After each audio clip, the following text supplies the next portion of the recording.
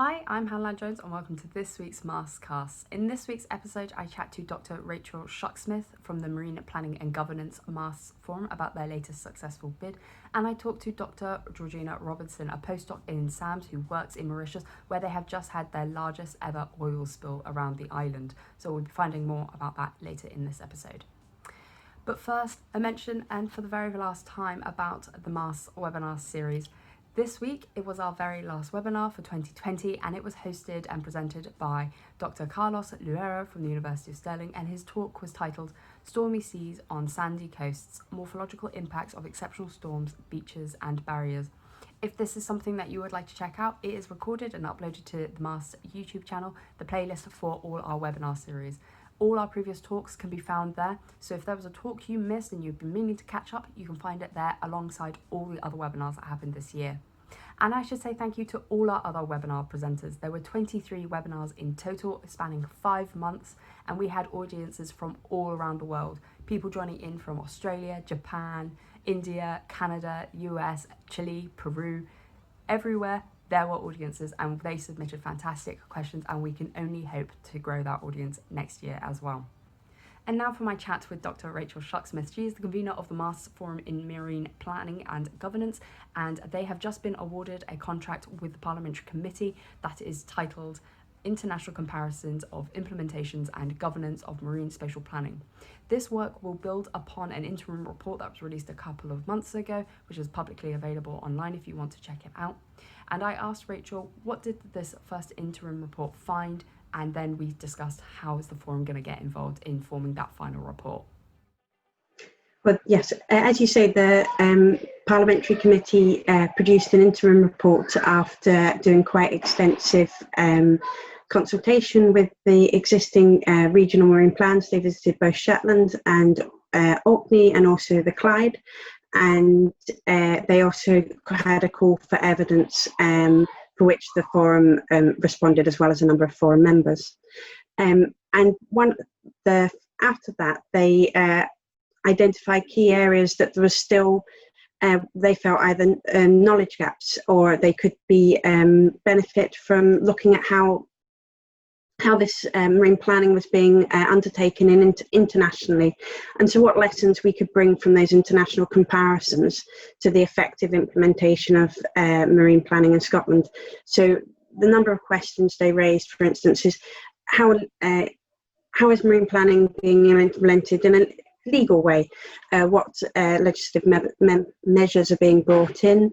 How are nations integrating fisheries into marine planning? It's always been quite a challenge because it sits under quite different legislation. So how are different countries doing that effectively, and could we learn from that in Scotland? Other quite perhaps basic questions, but it's been a real challenge for Scotland, is how are other nations' finance and support are they putting into those regions, and even who's undertaking the work? Is it government or local government, central government, or a specialist agency within government? So they're the type of questions that they've posed, and we're looking to answer for them. So we have the legal theme.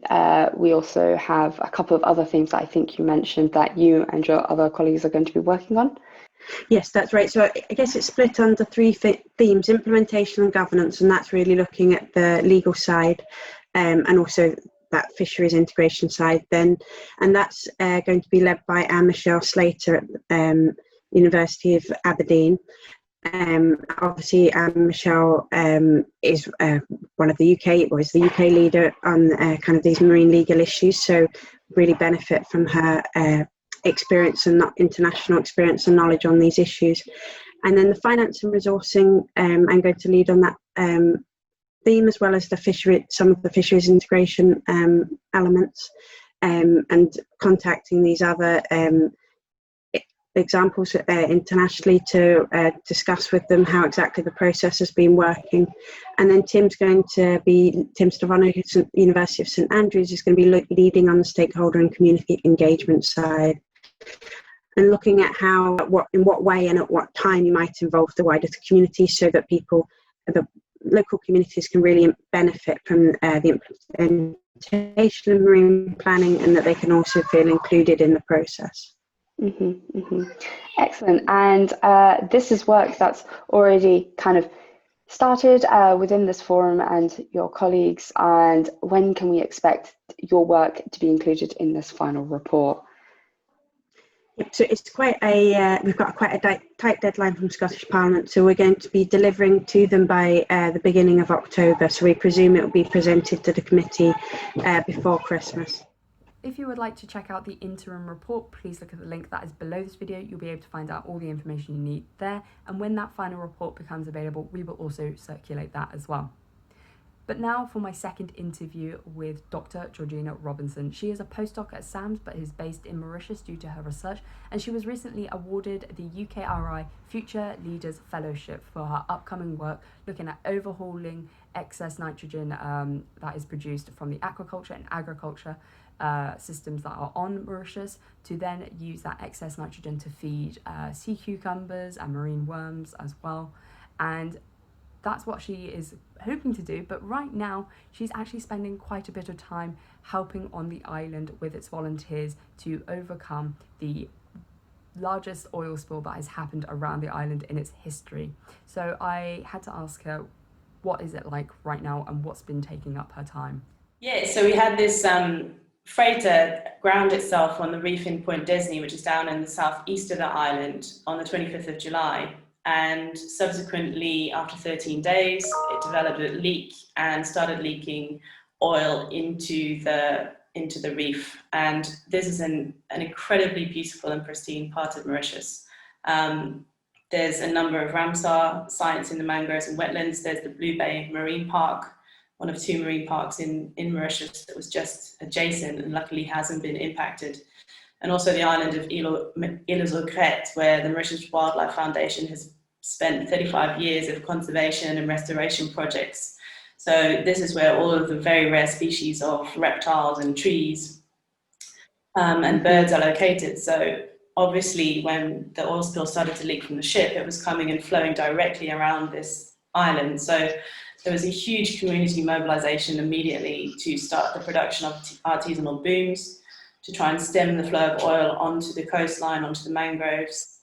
Yeah. And they very quickly evacuated some of the species from that island and put them into captivity in other areas of the island. And since then, the community mobilization involving NGOs, private sector, fishermen, everybody and anybody in Mauritius has just dropped whatever they were doing and done everything they can to help. So eventually there was 4 official kind of boom production centres on the island. One was in Bagatelle, which is like our biggest shopping centre, and they just took over the whole car park, and we'd have trucks arriving with all of the raw natural resources we could find on the island. So basically it was sugarcane straw to soak up the oil. We have a big textile industry here, so they went into production of these sort of long socks to stuff with booms, sacks, plastic bottles, 20-litre drums for flotation. And within 2 days, we produced 5 kilometres of booms. I mean, had we had more plastic bottles and more raw materials available to do it, we would have probably produced even more. There's been lots of different people trying to help. I mean, I've tried to use my contacts and influence to phone around companies in Scotland and the UK and try and source some enzyme-based products and microbial-based products that can be applied in the spill. And we have products here available for testing. I've even spoken to the British High Commissioner, Keith Allen, because I phoned directly the chairman of the Oil Spill Association in the UK, who immediately was prepared to mobilise a team of 6 to 9 people and get them on an Air Mauritius flight here to help.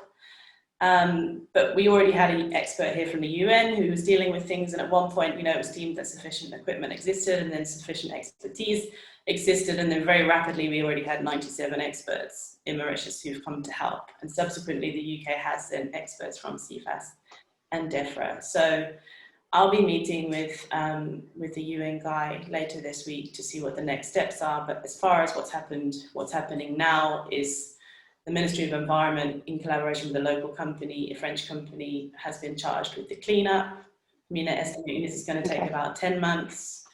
I'm not sure if volunteers will really be involved. There's a salvage company dealing with the remainder of the ship that stays on the reef. And last Tuesday, they towed away the prow and sunk that off Mm-hmm. very deep offshore. But we don't know the exact coordinates where exactly it was. But that's been sunk now.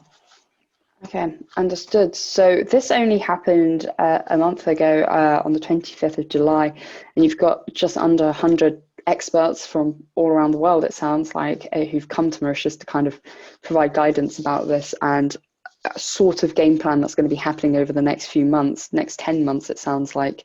And what is it like right now as we speak?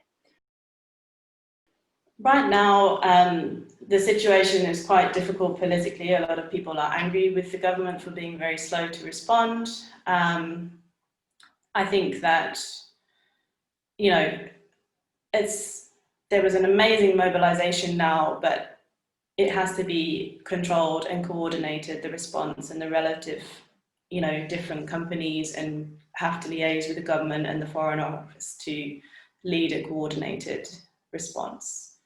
And it remains to be seen what the impact will be. For example, I work with the local fish farm, Farmerie de Maaiburg, which were in a very high-risk area near Pointe-à-Foy, and so they've been testing the fish and not finding any residues of oil in the fish. You know, they have 3,500 tons of fish in the sea. So obviously that was a huge effort for them to go and protect their stocks in the sea. And now the next thing will be convincing consumers that the fish are safe to eat, and convincing tourists that, you know, the island is still pristine and beautiful enough to come back and visit. So our borders have been closed since the 18th of March, when we went into complete lockdown. We came out of lockdown around the 1st of June, but our borders are still shut, and we don't know when they will open. I mean, Reunion's opened up again for tourists, and COVID cases have gone up.